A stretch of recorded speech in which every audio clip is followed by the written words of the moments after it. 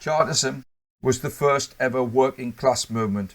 Its 6 demands included universal male suffrage, equal electoral districts and secret ballots.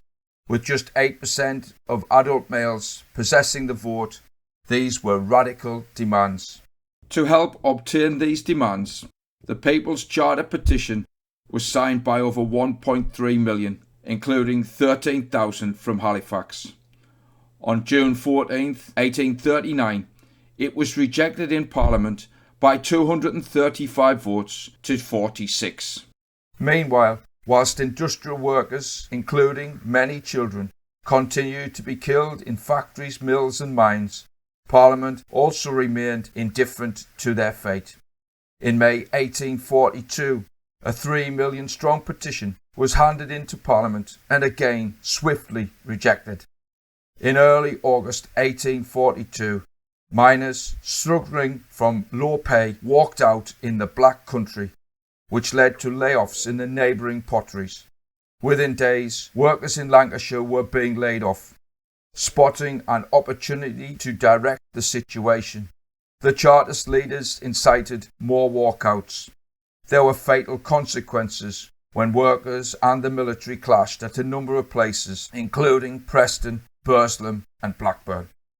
A meeting of the leaders of Britain's trades was being held in Manchester, where, ignoring the presence of troops, it was agreed to tramp over the Pennines and into Yorkshire, thus bringing Halifax into the conflict. On 15th August 1842, thousands assembled at Skircote Green, just outside Halifax, to greet strikers from Lancashire. They included many women. The authorities had decided to meet force with force and had sworn in 200 special constables to serve alongside 150 soldiers.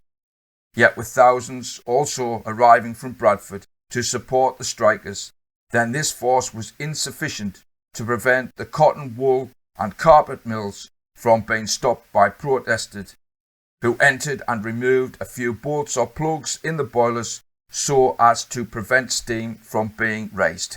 With Halifax at a standstill, a large meeting was held on Skircote Moor the following morning. The men and women of Halifax were aware that those arrested the previous day were being escorted by the military to nearby Elland railway station. Missiles were thrown at troops and at least 3 were badly injured in an ultimately unsuccessful attempt to release those arrested.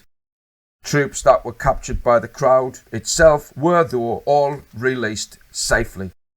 Afterwards, some of the crowd moved back into Halifax town centre, where the riot act was read by the authorities, and troops, still smarting from the humiliation that morning, fired without mercy into the crowd, before attacking it brutally with their sabres. Henry Walton from Skircote Green received a fatal sabre headcut. Samuel Crowther was shot down in cold blood on King Street, close to the Halifax Minster. It was reported in the newspapers that no disturbance was taking place at the location at this time. By the time the sustained attack had ended, hundreds had been injured, and at least 6 were dead. Some of those injured sought to stay silent for fear of further reprisals. Many protesters were also arrested, including local Chartist leader Benjamin Rushton, and a number served terms of imprisonment that ultimately killed them. Meanwhile, the Duke of Wellington, known as being in favour of strong measures, was appointed to the role of Commander-in-Chief of the forces. Local mill owners such as Edward Ackroyd issued a joint statement giving thanks to the military forces for their valuable services in protecting the property of the public and in repelling the violence of the mob. All these dramatic events and the aftermath are wonderfully captured in Halifax-born Catherine Howe's book 1842, Halifax, A Year of Crisis. Dorothy Thompson, who lived in Halifax for many years with her husband Edward, was a specialist in the history of Chartism. 5 of the 6 Chartist demands were later met, the exception being annual elections. Calderdale Trades Union Council has applied to Calderdale Council for a plaque to be mounted on North Bridge to commemorate those who gave their lives in the battle for democracy in 1842. Funds will be needed and an appeal will be made to the trade union and labour movement to contribute.